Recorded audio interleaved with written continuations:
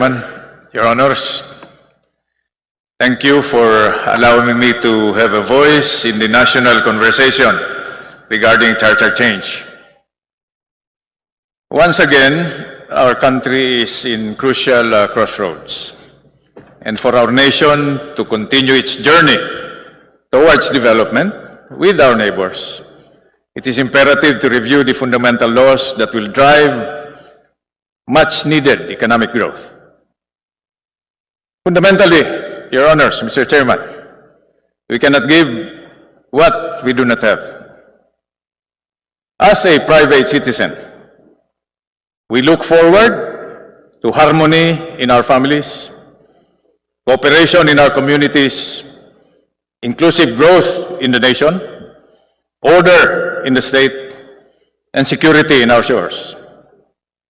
So with this, Your Honors, Mr. Chairman, I respectfully express my support for the proposed resolution of both houses, number 7, RBH number 7, specifically the 3 sections that pertain to amending what we have all come to know as the restrictive economic provisions of the Constitution.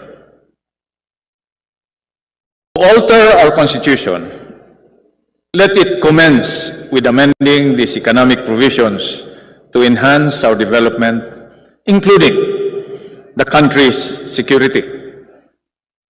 RBH number 7 gives Congress the power to recalibrate the restrictive equity provisions on foreign ownership found in Article 12 on public utilities, Article 14 on basic education institutions, and Article 16 on the advertising industry. Please allow me to speak in Filipino para mas maipaliwanag ko po ang aking saloobin. Sa natunghayan natin na pagdinig sa RBH number 7 itong mga nakaraang araw, malaki ang maitutulong ng amendments na ito sa pagpapalaki ng ating gross domestic product or GDP. As productivity increases in the Philippines, more job opportunities will be created, investments will be spurred, and poverty will be alleviated, fostering a stable and peaceful environment for growth across all sectors of our economy. Ang ating pong saligang batas ay nabuo matapos ang makasaysayang EDSA, People Power Revolution, noong 1986. Halos 4 na mahabang dekada na ang nakaraan, at sa aking panindigan at pananaw, panahon na upang baguhin natin ang ating saligang batas. Dahil ano ba ang diwa ng EDSA noong 1986? Hindi ba't pagbabago ang tunay na kahulugan na ating ipinaglaban noong 1986? Kaya para sa akin, hindi tayo dapat matakot sa pagbabago. It is time to confront the economic challenges posed by evolving geopolitical dynamics, rapid technological advancements, and global trade within digital economies. Again, I extend my support for the 3 proposed amendments to the Constitution's economic provisions. These amendments, together with economic policy reforms through legislation, will propel the Philippines to be on par with neighboring countries such as Singapore, Indonesia, Malaysia, Thailand, and Vietnam. Kapag hindi tayo nagbago, baka po maiwan tayo. At kapag nanatili tayong sarado ang mga pinto at buluwagan sa buong mundo, kawawa naman po ang mamamayang Pilipino. In my humble opinion, numerous aspects of the Constitution warrant amendments to ensure the rights and future of our people. Matters such as social justice provisions, environmental protection and promotion, indigenous rights, and strengthening of local governments are among the issues that need to be addressed. But my preference aside, I agree with all those pushing for amendments to the restrictive provisions of the Constitution. We should prioritize our economy, the driving force in development, our people, and their future. As a former soldier, senator, and secretary of the Department of Information and Communications Technology, I believe together we can contribute to the discussions on RBH number 7, especially on amending the equity restrictions on foreign ownership of public utilities, which may include the telecommunications industry. Republic Act number 11659 or the Public Service Act has already allowed up to 100% ownership of the telco industry in the Philippines, but it is now being challenged in the Supreme Court for being unconstitutional. To allow a higher foreign ownership equity in telecommunications and in the public utility sector, the highest law of the land must be amended to erase all doubts. And as a former soldier, I am well aware of the national security risks of allowing foreign investments in our public utilities. However, I believe that legislation can address all of these concerns if the Constitution allows foreign entities to own, operate, and manage public utility corporations. Regarding land use, amending the aforementioned restrictive provisions of the Constitution has implications on foreign ownership of land. I believe that promoting equitable land use through constitutional amendments can stimulate productivity, investment, and growth. Encouraging effective land at ARIN.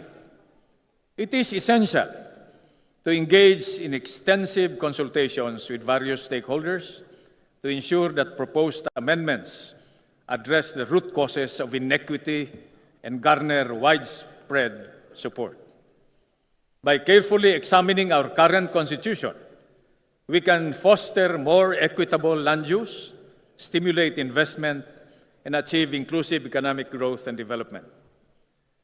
In conclusion, I respectfully defer to the collective wisdom of both the House and the Senate on the matters discussed here and on other necessary constitutional amendments.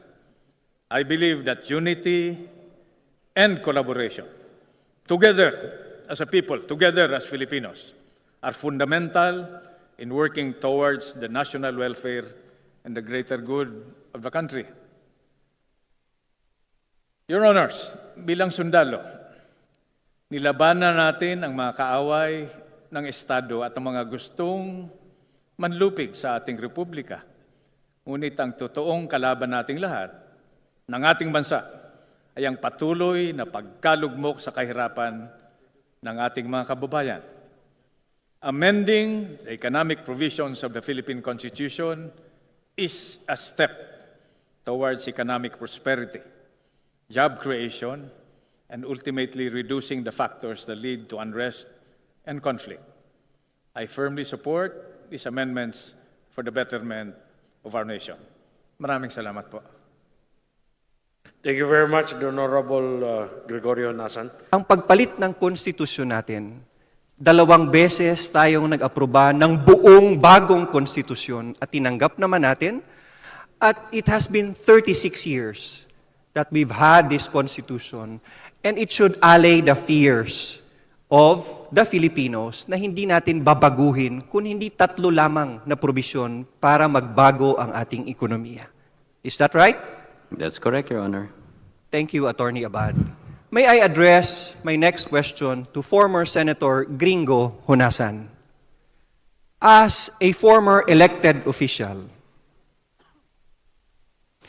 payag po ba kayong bitawan ng Senado at ng Kongreso ang karapatan nating mag-regulate ng public utilities, advertising, at education sector kung maaprubahan ang ating amendments sa ating konstitusyon? Mr. Speaker, Your Honor, sang-ayon po ako doon dahil yung kapangyarihan na yan ay nasa kamay po ng lehislatura. Tama po. If we amend the economic provisions or the 3 economic provisions under the 1987, dapat malinaw po sa ating sambayanan na hindi po binitawan ng Senado at ng Kongreso ang karapatan natin to regulate and put the right safeguards in passing bills and laws para maitama po natin ang mga industriyang ito. Senator Honasan, also help me allay the fears and the distrust in this process of putting the phrase unless otherwise provided by law in the Constitution.